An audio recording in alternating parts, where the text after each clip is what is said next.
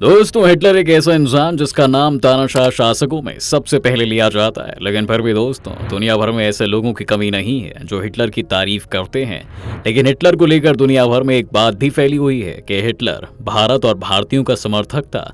जी हाँ दोस्तों, क्योंकि हिटलर आर्यों को यानी कि भारतीयों को एक बेहतर नस्ल मानता था। लेकिन ये सब बिल्कुल गलत है, बल्कि हिटलर भारतीयों से बहुत नफरत किया करता था। लेकिन आखिर क्यों, जबकि वो आर्यों की नस्ल को श्रेष्ठ मानता था?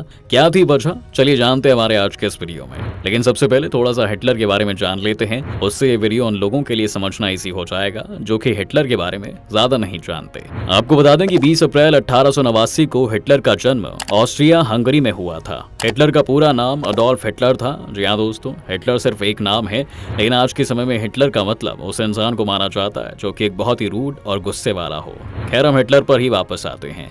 दरअसल एडोल्फ हिटलर जब केवल 3 साल का था तब उसका परिवार ऑस्ट्रिया से जर्मनी में रहने चला गया। तब से वो जर्मनी में ही पला बड़ा। हिटलर की अपने पिता से नहीं बनती थी क्योंकि उन दोनों की पसंद नहीं मिलती थी, और यही वजह रही कि हिटलर अपने पिता के अस्थिर स्वभाव के साथ एक वैरागी, असंतुष्ट और आक्रोश वाला इंसान बना था।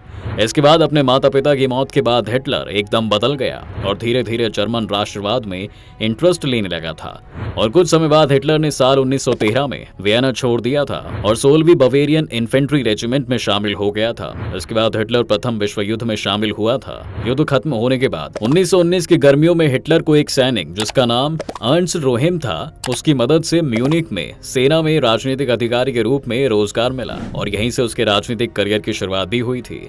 इसके बाद दोस्तों, जनवरी 1920 में उसे जर्मन वर्कर पार्टी का प्रोपेगेंडा चीफ बनाया गया। आने वाले महीनों में उसने पार्टी का नाम national socialist German worker party यानी नाजी पार्टी रख दिया। अप्रैल 1920 में उसने म्यूनिक में एक हॉल में पार्टी वर्कर्स के सामने एक स्पीच दी थी जो कि बहुत फेमस हुई थी। वहां उससे सवाल पूछा गया था कि मुट्ठी भर ब्रिटिशर्स ने आधी दुनिया पर राज कायम कर लिया है, कैसे?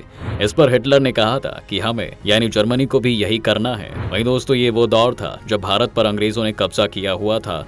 ऐसे में हिटलर की ये बात वाकई में हैरान करने वाली थी, क्योंकि उसने 1 महीने पहले की मीटिंग में अंग्रेजों के खिलाफ बोलते हुए कहा था कि भारत से कपास और रबर के निर्यात से भारतीयों का खून चूसा जा रहा है और उन्हें भूखा रहने पर मजबूर किया जा रहा है। अब तो एक तरफ वो ब्रिटिशर्स की तरह काम करने को कह रहा था, लेकिन दूसरी तरफ उनके ही काम की बुराई भी कर रहा था। इसलिए पार्टी वर्कर को समझ नहीं आया कि वो कहना क्या चाहता है। तब उसने अपने दोनों सवालों का जवाब दिया एक शब्द से। वो शब्द था पावर यानी कि ताकत। उसने कहा, सारा मामला ताकत का है। अंग्रेजों के पास ताकत थी, इसलिए वो भारत के लोगों पर राज कर पाए, और उन्हें ऐसा करने का हक भी है, क्योंकि जिसके पास ताकत नहीं उसे अधिकार की बात करने का कोई हक नहीं है। और बस यहीं से ही हिटलर की तानाशाही शुरू हो गई।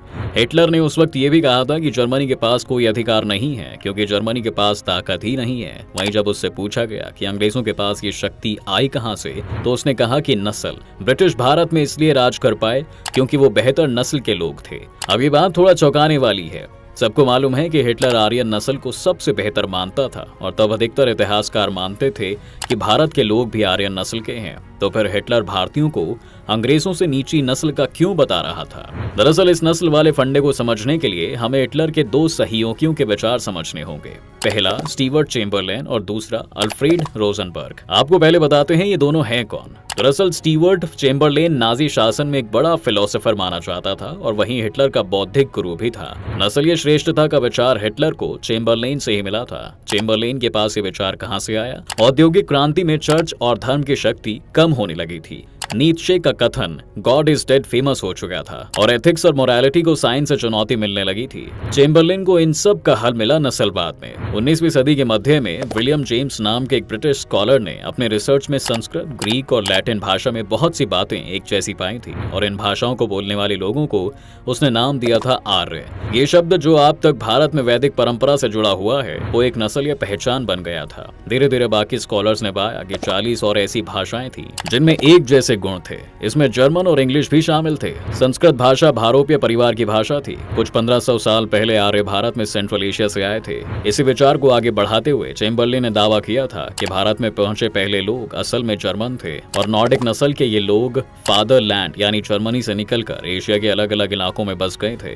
भारतीय ग्रंथों को पढ़ने के लिए चेम्बरलेन ने संस्कृत सीखी। वेद और उपनिषद पढ़कर वो बड़ा प्रभावित हुआ, लेकिन इसमें मौजूद कई अच्छी बातों को छोड़कर उसने जाति प्रथा को पकड़ा। नस्लीय बंटवारों के रूप में जाति प्रथा उसे बड़ा लॉजिकल सिस्टम लगा, जिसमें श्रेष्ठ नस्ल के लोग सबसे ऊपर और कमतर नस्ल के लोग नीचे थे। और बस यही विचार हिटलर में भी आया। वहीं दोस्तों, अगर दूसरे इंसान की बात करें तो जिस दूसरे इंसान ने हिटलर को प्रभावित किया वो था अल्फ्रेड रोजनबर्ग। आपको बता दें कि 1920 में हिटलर की रोजनबर्ग से मुलाकात हुई और हिटलर ने उसे नाजी पार्टी के मुखपत्र का एडिटर नियुक्त कर दिया था। इसी मुखपत्र के जरिए नाजी पार्टी ने नस्लीय श्रेष्ठता का विचार का प्रचार प्रसार किया। चैम्बरलिन की ही तरह ही रोजनबर्ग भी भारतीय इतिहास और संस्कृत भाषा में रुचि रखता था। उसने भी वही सिद्धांत आगे बढ़ाया कि घोड़ों में बैठकर नीली आंखों वाले जर्मन लोग भारत में घुसे और वहां काले लोगों पर अपना आधिपत्य कायम किया था। इस तरह दोस्तों, इन तीनों का ही एक ही बात मानना था कि भारत में नस्लीय हीनता को खत्म कर दिया गया है और इसलिए भी भारत गुलाम बना। रोजनबर्ग मानता था कि भारत में आर्यों से एक गलती हो गई। वो अध्यात्म के चक्कर में इतना डूब गए कि नस्लीय शुद्धता बनाए रखने को लेकर असावधान हो गए और आगे चलकर उनका खून काले मूल निवासियों से मिल गया, जिसके चलते नस्लीय श्रेष्ठता समाप्त हो गई। एक बार ऐसे ही एक रैली में हिटलर ने कहा था कि भारतीय चल भी नहीं सकते। अंग्रेजों ने उन्हें सिखाया कि चलना क्या होता है। इसके अलावा भी भारत पर हिटलर ने बार बार कमेंट किया। यहाँ तक कि हिटलर ने भारत को लेकर यह भी कहा दोस्तों कि भारत में ब्रिटिश राज जर्मनी के लिए एक मॉडल है और इंडिया इस बात का उदाहरण है कि एक गुलाम नस्ल के साथ कैसे व्यवहार किया जाता है। आजादी के आंदोलन को लेकर उसका मत था कि यह बेहतर नॉर्डिक नस्ल के खिलाफ नीची नस्ल के लोगों का विद्रोह था। इंडियन प्रॉब्लम के बारे में बात करते हुए उसने वाइसराय लॉर्ड इरविन की सलाह दी थी, गांधी को गोली क्यों नहीं मार देते। बात गांधी की नहीं थी। हिटलर मानता था कि भारतीय नीची नस्ल के थे, इसलिए उनके खिलाफ कोई भी हिंसा जायज थी। वहीं हिटलर को लेकर यह भी कहा जाता है कि हिटलर ने भारतीयों की मदद की थी। आपको बता दें कि मई 1942 में नेताजी बोस और हिटलर की मुलाकात हुई थी। इससे पहले भी नेताजी बोस कई बार कोशिश कर चुके थे, लेकिन हिटलर उनसे मुलाकात को तैयार नहीं हुआ।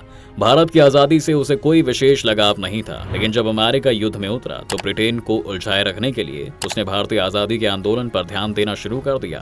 नेताजी बोस के साथ मुलाकात के दौरान भी अधिकतर समय वही बात करता रहा और नेताजी को इस मीटिंग के दौरान एहसास हुआ कि हिटलर उनके थ्रू प्रोपेगेंडा वॉर जीतना चाहता है, बजाय कि मिलिट्री वॉर के। वहीं दोस्तों, साल 1945 का साल आया जब जर्मनी हार के कगार पर खड़ा था और हिटलर के सहायक भारत के राष्ट्रीय आंदोलन पर नजर गड़ाए हुए थे।